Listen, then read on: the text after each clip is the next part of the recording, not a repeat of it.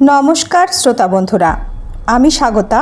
এসো গল্প শোনাই চ্যানেলের আজকের গল্পের আসরে আপনাদের সবাইকে স্বাগত জানিয়ে শুরু করছি হরিনারায়ণ চট্টোপাধ্যায় রচিত একটি ভৌতিক গল্প, রাত্রি নিশীথে। চামেলি বৌদি ছাড়লেন না, বললেন, তুমি আমার সঙ্গে চলো। ঘাটশিলার জল বিখ্যাত, 15 দিনে তোমার শরীর ফিরে যাবে। কোথাও একটু যাবার প্রয়োজন বোধ করছিলাম। কলকাতার ভিড়, ধোঁয়া, ধুলো প্রায় দুঃসহ হয়ে উঠেছিল। ভাবলাম দিন কতক বাইরে ঘুরে আসি। ঘাটশিলায় মুকুলের বাড়ি আছে। চামেলি বৌদি মুকুলের স্ত্রী। অনেক সময় দেখা যায় আত্মীয়দের চেয়েও অনাত্মীয়রা বেশি ঘনিষ্ঠ হয়ে ওঠে। কিন্তু ঘাটশিলায় গিয়ে এত অভিজ্ঞতা হবে ভাবতেও পারিনি। একেবারে পরিপূর্ণ বিশ্রাম, সম্পাদকের কিংবা পরিবেশকদের তাগাদা নেই। খুব ভোরে মুকুলের সঙ্গে ফুলডুংরির পথ ধরে বেরিয়ে আসি। বিকালে মোটরে কোনো দিন টিটকার কিংবা মশাবনির দিকে। একদিন রাত তখন 11টা, ভাড়াটেরা সবাই চলে গেছে। আমি আর মুকুল উঠবো করছি। চামেলি বৌদি রান্নাঘরে আমাদের রাতের আহারের তদারকিতে ব্যস্ত। সেই সময় সামন্ত এসে দাঁড়ালেন। অধ্যাপক সামন্ত রঘুনাথপুর কলেজে রসায়ন পড়ান।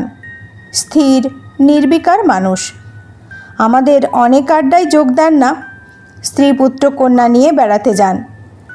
মুকুল জিজ্ঞাসা করল, কিছু বলবেন প্রফেসর সামন্ত? ভাবলাম হয়তো বাড়ি সম্বন্ধে সামন্ত কোনো অভিযোগ পেশ করবেন, তাই আমি উঠে দাঁড়ালাম।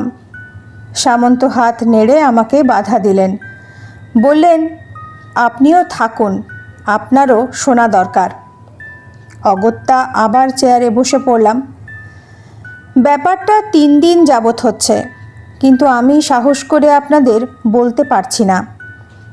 মুকুল খুব নিরীহ মানুষ, স্থিতধী, খুব সহজে বিচলিত বা বিগলিত কোনোটাই হয় না। সে শুধু জিজ্ঞাসা করল, ব্যাপারটা কি? উত্তরে সামন্ত পকেট থেকে রুমাল বের করে মুখ মুছলেন। এবার লক্ষ্য করলাম সামন্তর মুখ পাংশু, নিরক্ত, ভয়ার্ত। একটু কেশে গলাটা পরিষ্কার করে বললেন, দিন 3 ঠিক রাত 1:30টার সময় আওয়াজটা শুনছি। জানলার ওপাশে উঠানের ওপর ঘুঙুর পায়ে কে যেন নাচছে, ঝুন ঝুন ঝুন। ভাগ্যে আমার স্ত্রীর ঘুম খুব গাঢ়, এসব আওয়াজ তার কানে যায় না, না হলে এখানে বাস করা দুষ্কর হতো। আমি হাসলাম। আপনি বিজ্ঞানের অধ্যাপক হয়ে শেষকালে এমন একটা ভূতের গল্প ফাঁদলেন?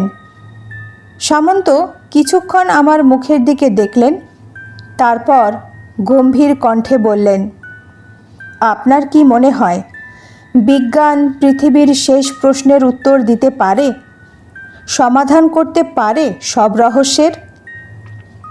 আমি উত্তর দিলাম, সে তো কোনো কালেই পারে না, কিন্তু আপনি কোনো দিন জানলা দিয়ে বাইরে দেখার চেষ্টা করেছেন? না, করিনি।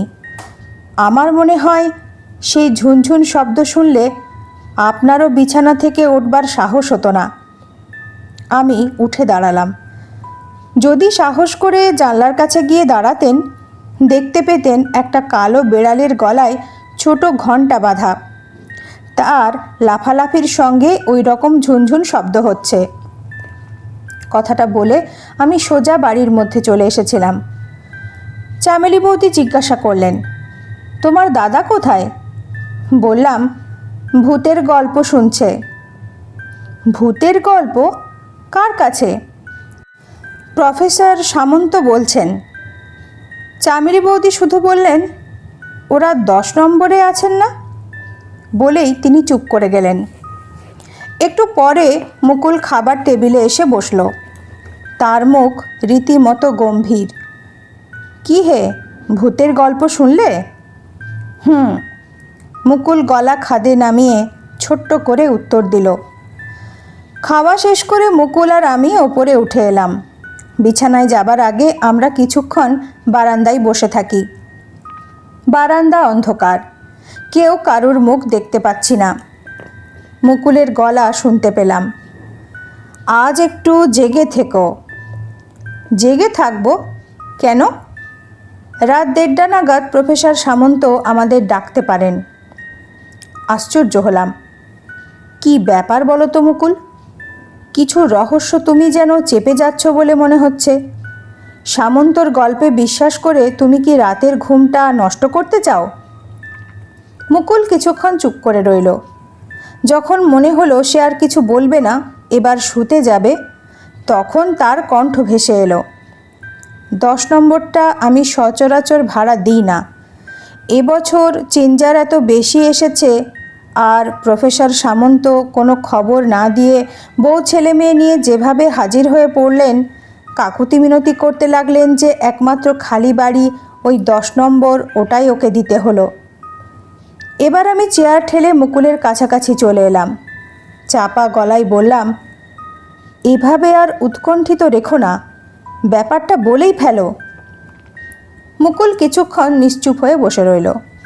তারপর যেন স্বগতোক্তি করছে এমনভাবেই ক্ষীণ অথচ স্পষ্ট স্বরে শুরু করলো, ছোটবেলা থেকেই আমি রাজা বাদশাদের প্রাসাদ মহল এসব জায়গায় ঘুরতে যেতে বেশি পছন্দ করতাম। বড় হয়ে কর্মজগতে প্রবেশ করলেও অভ্যাসটা রয়ে গিয়েছিল। একদিন হঠাৎই ঘাটশিলার নবাবের এই পরিত্যক্ত বাড়িটি বিক্রি হওয়ার খবর কানে এলো। এমন খবরে যে আমি আকৃষ্ট হব সেটা বলাই বাহুল্য। খোঁজখবর নিয়ে জানতে পারলাম আর্থিক দুরবস্থার কারণে বর্তমান মালিক বাড়িটি বিক্রি করতে চায়। কিন্তু চাইলেই তো হলো না, খরিদ্দার কোথায়? সবাইয়ের ধারণা ওটা ভুতুড়ে বাড়ি, তাই কেনার জন্য অনেকে এগিয়ে এলেও শেষ পর্যন্ত পিছু হটল। এমন একটা সুযোগের অপেক্ষাতেই আমি ছিলাম, কিনে নিলাম। প্রায় বলতে পারো জলের দরেই বাড়িটা কিনে নিলাম। অবশ্য সিদ্ধান্তটা তাড়াতাড়ি নেবার পিছনে অন্য আরেকটা কারণও ছিল। এই ঘাটশিলায় জল হাওয়ার গুণে মানুষের স্বাস্থ্য ফিরে যায়, এমন একটা কথা চালু থাকায় ফি বছর বহু মানুষ এখানে আসে। তাই যদি একটা বোর্ডিং খুলতে পারি তাহলে রোজগারের আর ভাবনা কি। যাই হোক, তখন কিছুদিন হলো বিয়ে করেছি। আগে একদিন আমি এসে বাড়ি পরিষ্কার ও মেরামতি করিয়ে সস্ত্রীক এখানে চলে এলাম। বাড়ি দেখে তোমার বৌদি ভীষণ খুশি। 3 তলা বাড়ি, দেওয়ালগুলোতে পর্যন্ত নানা কারুকার্য করা, লতা পাতার নানা নকশা আঁকা। বাড়ির সামনে উঠোনের মতো অনেকটা ফাঁকা জায়গা, তার একদিকে একটা কুয়ো, চারিদিকে গাছপালা, নিরিবিলি পরিবেশ। যেদিন আমি এখানে প্রথম এসেছিলাম সেদিন এখানকার বাজারে একজনের সঙ্গে পরিচয় হয়। নাম আমজাদ আলী, স্থানীয় লোক, মাঝবয়সী, মিডিয়াম হাইট, রোগাটে গড়ন, পেশায় দর্জি। কথা প্রসঙ্গে আমি নবাব বাড়ি কিনেছি শুনে প্রথম কিছুক্ষণ আমার দিকে কেমন একটা দৃষ্টিতে তাকিয়ে থাকলো। তারপর শুধু বলল, একটু সাবধানে থাকবেন, বাড়িটার বদনাম আছে। আমি কারণ জিজ্ঞাসা করলাম, সে কোনো উত্তর না দিয়ে হনহন করে চলে গেল। আমি ব্যাপারটি নিয়ে একটু চিন্তায় থাকলেও এখানে এসে যখন সব কিছু স্বাভাবিক চলতে থাকলো তখন ও বিষয়টা মাথা থেকে ঝেড়ে ফেললাম। কিছুদিন পর তোমার বৌদি বাপের বাড়ি কলকাতায় চলে গেল। আমি একা। সারাদিন টুকিটাকি কাজ করার পর সন্ধে নেমে এলো, আর দিন 2 পরেই অমাবস্যা। তাই এই সন্ধেবেলাও চারিদিক গাঢ় অন্ধকারে ঢেকে গেছে। গরমকাল। ভাবলাম আজ দোতলার ওদিকের ওই ধারের ঘরটাই শোভ, কারণ ওদিকে জানালা থেকে ঠান্ডা হাওয়া আসে। রাতের খাওয়া সেরে রাত্রি 10টার দিকে শুয়ে পড়লাম। মাঝরাতে হঠাৎ একটা আওয়াজে ঘুমটা ভেঙে গেল। ভালো করে কান পাতলাম আওয়াজটা কি শোনার জন্য। মনে হলো কোনো মেয়ে পায়ে ঘুঙুর পরে গানের তালে তালে নেচে বেড়াচ্ছে। রাত্রির নিস্তব্ধতায় ঝিঝি পোকার ডাক ছাড়িয়ে সে শব্দ স্পষ্ট হয়ে উঠল। আমি ভীতু, এমন অপবাদ কেউ কখনো দিতে পারবে না, কিন্তু ওই জনমানবহীন পরিবেশে ওই আওয়াজ একটা ভয়ের আবহ তৈরি করলো। চুপ করে শুনতে শুনতে কখন যে ঘুমিয়ে পড়েছি, সকালের পাখির ডাকে ঘুম ভাঙল। ঘুম ভেঙে সকালের ঝলমলে পরিবেশ দেখে রাত্রির ঘটনাটি দুঃস্বপ্ন বলে মনে হলো। সব কিছু মাথা থেকে ঝেড়ে ফেলে দিলাম, কিন্তু সেদিন রাতেও একই ঘটনা ঘটল।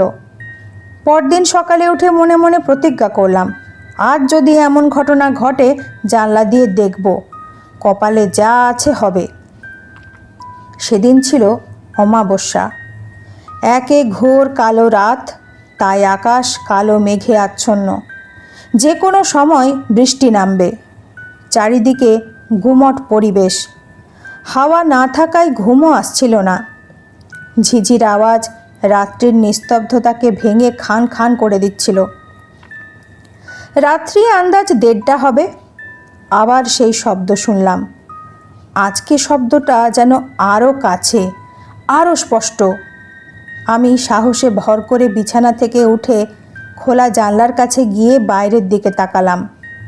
রাত্রির কালো অন্ধকারেও স্পষ্ট দেখলাম একটি তরুণী, পরনে বাইজিদের পোশাক, খোপা বাঁধা চুল, পায়ে ঘুঙুর পরে ঝুনঝুন শব্দে ছন্দে ছন্দে সারা উঠোন জুড়ে নেচে বেড়াচ্ছে।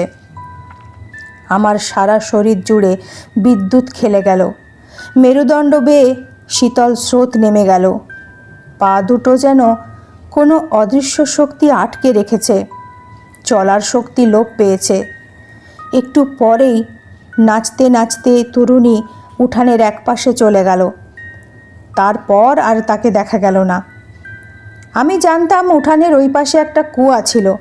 সে কুয়া বহুদিন কেউ ব্যবহার করতো না। কিছুক্ষণ দাঁড়িয়ে থেকে আমি ফিরে এসে শুলাম। সারা রাত আর ঘুম এলো না। একটু তন্দ্রাচ্ছন্ন হবার সঙ্গে সঙ্গে কানে শব্দ ভেসে এলো, ঝুন ঝুন ঝুন। তারপর ওখানে আর শোবার সাহস হয়নি। অর্ধনিমিলিত ওই বসতবাড়ির একতলাতেই রাত কাটাতে হলো। তোমার বৌদি বাপের বাড়ি থেকে কয়েকদিন পর ফিরে এলো, কিন্তু ভয় পাবে ভেবে কথাটা আর তাকে বলিনি। জানতাম অন্য কাউকে বললেও এই উদ্ভট কাহিনী কেউ বিশ্বাস করবে না। এর দিন কয়েক পরেই আমজাদ আলীর সঙ্গে দেখা হয়ে গেল হাটে। তাকে বললাম, আলী, তোমার সঙ্গে দরকারি কথা আছে, একবার সময় করে দেখা করতে পারবে?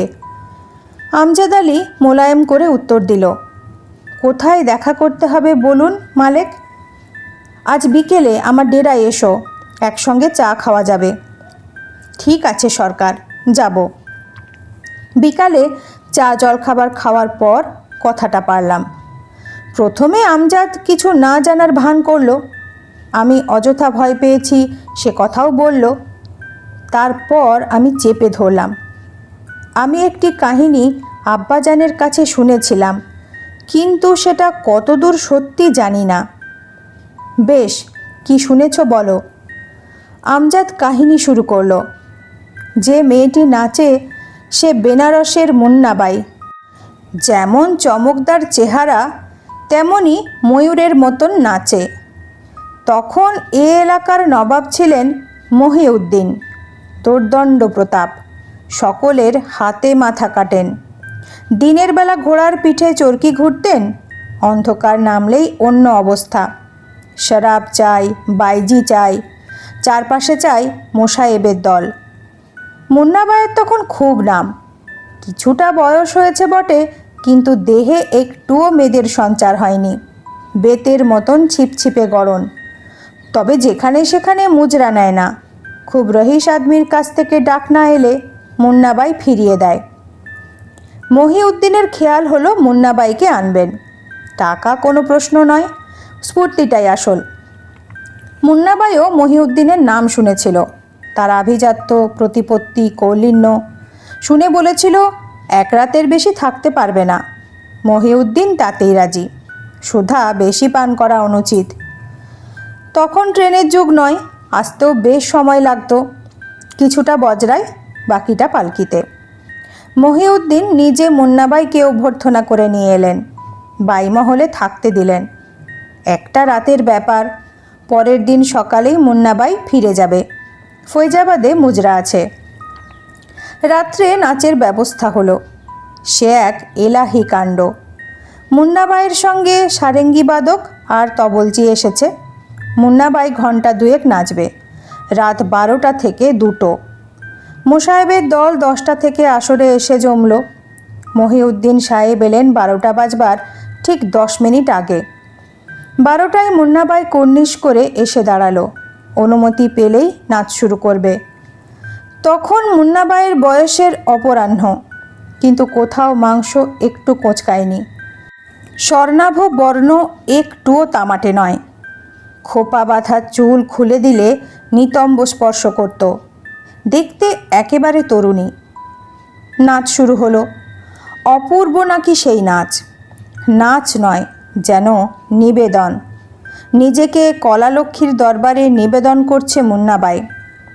মহিউদ্দিন সাবাস বলতেই মোসাহেবের দল সমস্বরে বলে উঠল, ক্যা বাত, ক্যা বাত। সকলের আওয়াজ ছাপিয়ে একটি কিশোর কণ্ঠ শোনা গেল, বেহস্ত কা হুরি। মনে হলো মুন্নাবাই যেন চমকে উঠল। ঘাড় ফিরিয়ে একবার কিশোরকে দেখবার চেষ্টা করল। বুঝি দেখলও। মুহূর্তের জন্য সারা মুখ আরক্ত হয়ে উঠল। তারপর থেকেই নাচের জোর যেন কমে এলো। 2-1বার ছন্দপতন ঘটল। বিরক্তিতে তবলচি ভ্রু কোচকালো। মুন্নাবাই সামলে নিল, কিন্তু পুরোপুরি নয়। বারবার কিশোরের দিকে দৃষ্টিপাত করতে লাগলো। তারপর অদ্ভুত এক কাণ্ড করল। নাচতে নাচতে খোলা দরজা দিয়ে বাইরে বের হয়ে গেল উঠানে। তারপর ঝুপ করে একটা শব্দ, ক্ষীণ আর্তনাদ বাতাসে মিশে গেল। মহিউদ্দিন সাঙ্গপাঙ্গ নিয়ে ছুটে বাইরে এলেন। ঘন অন্ধকার। আলো জ্বালালেন। সেই আলোয় খুঁজতে খুঁজতে সবাই দেখল কুয়ার মধ্যে মুন্নাবাই পড়ে আছে। বহু কষ্টে তার দেহ ওপরে ওঠানো হলো। প্রাণহীন দেহ। ঘাটটা মটকে গিয়ে চাপচাপ রক্ত জমে আছে। সারা মুখে যন্ত্রণার ছাপ।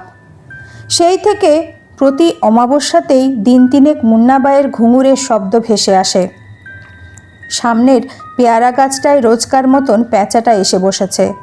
হঠাৎ সেটা ডেকে উঠল, হুম হুম হুম। মেরুদণ্ড বেয়ে ভয়ের স্রোত বয়ে গেল। মনে হলো এই পরিবেশে সাহস, যুক্তি সব কিছু নিশ্চিহ্ন হয়ে যায়। আদিম সংস্কার, পুরনো চিন্তাধারা মাথা তুলে দাঁড়াবার চেষ্টা করে। লক্ষ্য করিনি খাওয়া সেরে কখন চামেলি বৌদি পিছনে এসে দাঁড়িয়েছিলেন। মুকুল চেয়ার ছেড়ে উঠে দাঁড়িয়ে বলল, অনেক রাত হয়েছে, শুয়ে পড়ো। আবার প্রফেসর সামন্ত হয়তো ডাকতে আসবেন। আমি ব্যাকুল কণ্ঠে জিজ্ঞাসা করলাম, একটা কথা মুকুল বলো, ওই কিশোরটি মুন্নাবাইয়ের কে? ছেলে। আমজাদ বলেছিল ছেলেটি নাকি হারিয়ে গিয়েছিল। তারপর ভাসতে ভাসতে নানা ঘাটের জল খেয়ে মহিউদ্দিনের কাছে এসেছিল। কুসঙ্গে পড়ে ছেলেটির সার পদার্থ ছিল না। আবার প্রশ্ন করলাম, বোঝা যাচ্ছে মুন্নাবাই আত্মহত্যা করেছিল। সেটাই সম্ভব। মার নাচের আসরে ছেলের বাহুবা, এটা সহ্য করা তার মনে কঠিন হয়েছিল।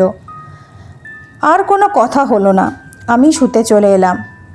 শুলাম বটে, কিন্তু ঘুম এলো না। চোখ বন্ধ করলেই মনে হয় মুন্নাবাইয়ের নাচের আসর চলছে। অপরূপ ছন্দে বাইজি নেচে চলেছে। তারপর একটা শব্দ, একটা আর্তনাদ। কিন্তু মুন্নাবাইয়ের অতৃপ্ত আত্মা এখনও ঘুরে বেড়াচ্ছে কিসের আশায়? মাথার কাছে টর্চ আর লাঠি নিয়ে শুয়েছিলাম। রাত্রে জেগেই ছিলাম প্রফেসর সামন্ত ডাকতে আসবেন। সাহস করে জানলা দিয়ে বাইরের অন্ধকারে চোখ বোলালাম। কয়েক বছর আগে মুকুল যে দৃশ্য দেখেছিল তাও দেখব। খুব বেলায় মুকুলের ডাকে ঘুম ভাঙল। তাড়াতাড়ি উঠে বসলাম। চারদিকে রোদে ভরে গেছে। মুকুল মুখ টিপে হাসল। কি হে, তোমার না জেগে থাকবার কথা? লজ্জা জড়ানো কণ্ঠে জিজ্ঞাসা করলাম। প্রফেসর সামন্ত ডাকতে এসেছিলেন নাকি? আমি রাতে কিন্তু জেগেছিলাম, ভোরের দিকে ঘুমিয়ে পড়েছি। মুকুল মাথা নাড়ল। না, আসেননি।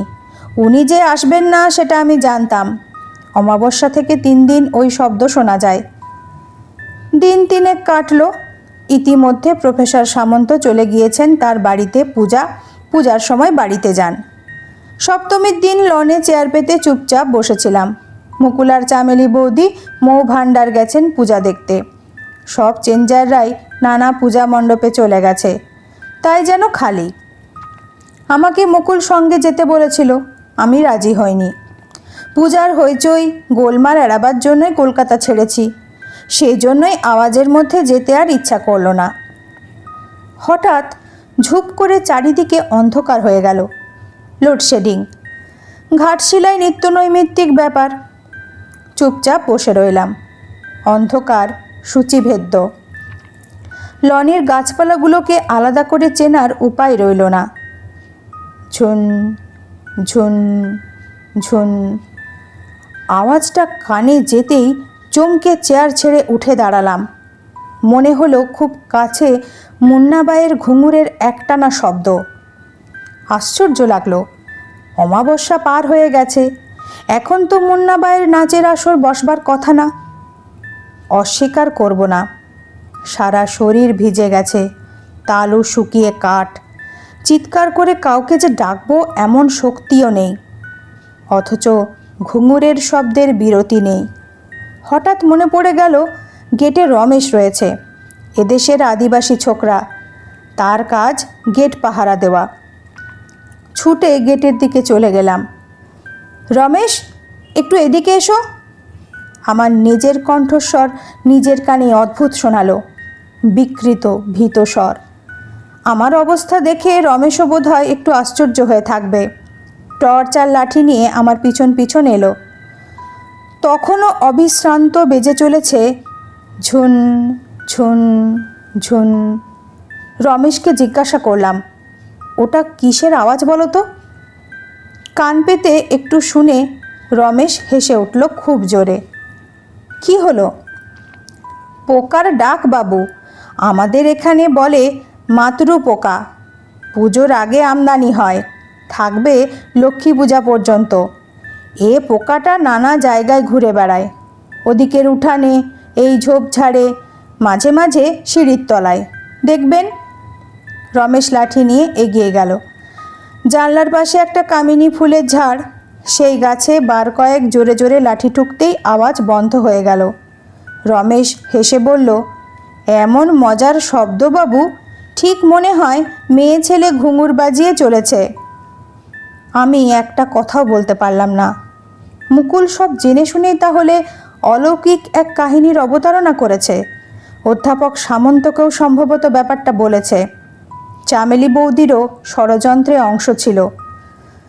নিজেকে খুব বোকা মনে হলো। চুপচাপ বসে আলো জ্বলে ওঠার অপেক্ষা করতে লাগলাম, তাহলেই অন্ধকার কেটে যাবে। শেষ হলো হরিনারায়ণ চট্টোপাধ্যায় রচিত ভৌতিক গল্প রাত্রি নিশীথে। গল্পটি আপনাদের কেমন লাগলো সেটা অবশ্যই কমেন্ট করে জানাবেন। আর যদি ভালো লেগে থাকে তাহলে ভিডিওটিতে একটা লাইক করে দেবেন। আর যদি এখনও চ্যানেলটি সাবস্ক্রাইব না করে থাকেন তাহলে অবশ্যই চ্যানেলটি সাবস্ক্রাইব করে আমার পাশে থাকুন। আজ এই পর্যন্তই। নতুন একটি গল্প সাথে নিয়ে তাড়াতাড়ি ফিরে আসব। সবাই ভালো থাকবেন। নমস্কার।